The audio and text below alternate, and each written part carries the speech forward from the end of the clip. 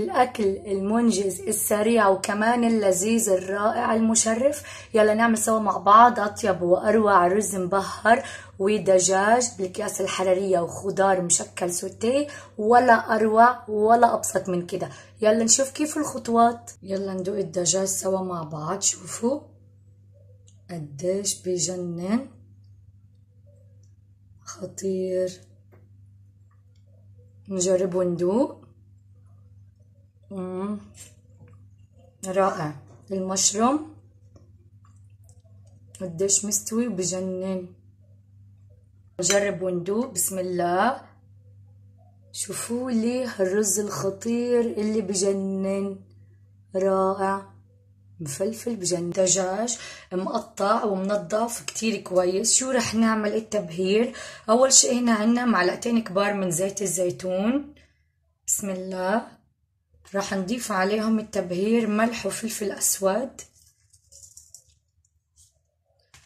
وتوم باودر وبصل باودر،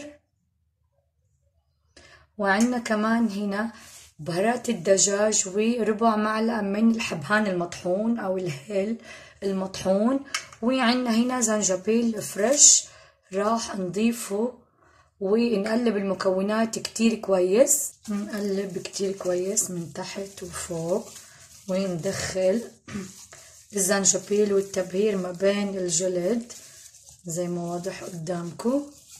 هلا دجاجتنا الحلوة بعد ما تبلناها وحطيناها بالكيس الحراري راح احطها بالفرن مدة من نص ساعة ساعة لربع حسب حجم كبر الدجاجة. للخضار السوتيه اللي راح نحطه بالكيس الحراري مع الدجاجة، عندنا هنا فلفل رومي الوان. بسم الله. بنضيف الذرة الحلوة سويت كورن. بسم الله. وعنا جزر، وعنا بصل احمر، وعنا حبة بطاطا مقطع مكعبات كبيرة، وعنا مشروم فريش. بسم الله.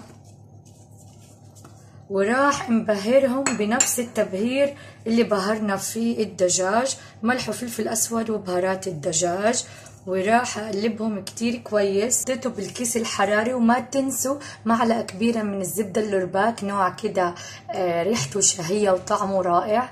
وراح احطه بصينية الدجاج مع الدجاجة بالكيس الحراري مع نص سوا توقيت الدجاج، لاني الخضار السوتيه تسويته اكيد اقل من تسوية لحم الدجاج. الرز اللي بجنن المبهر، عندنا هنا معلقتين من الزبدة اللورباك ومعلقة من الزيت النباتي. رح انزل عليها ببصلة كبيرة مفرومة كتير ناعم، وراح ادبل البصل بس تتبيل، يعني اخلي لونه ذهبي ما يغمقش معي مع الزبدة والزيت زي ما واضح قدامكم. وكده حبيباتي بعد ما دبلت البصلة معنا بالزبدة والزيت، شوفوا انه يصير لونها كده ذهبي فاتح. بنزل بالرز، طبعا الرز حسب مقدار اهل بيتكم. بالتبهير البيسك لاي رز مبهر، ملح فلفل اسود 7 بهارات. بسم الله. هنا عندنا مرقة دجاج. بسم الله الرحمن الرحيم.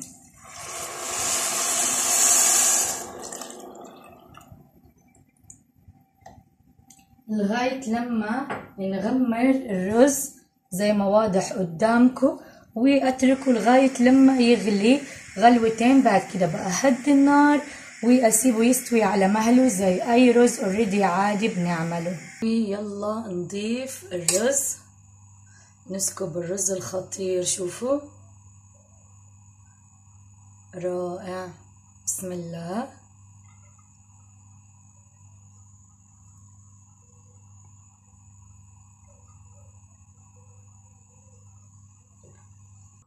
ضفنا الخضار والدجاج والرز. رح نزين الرز بشرائح اللوز.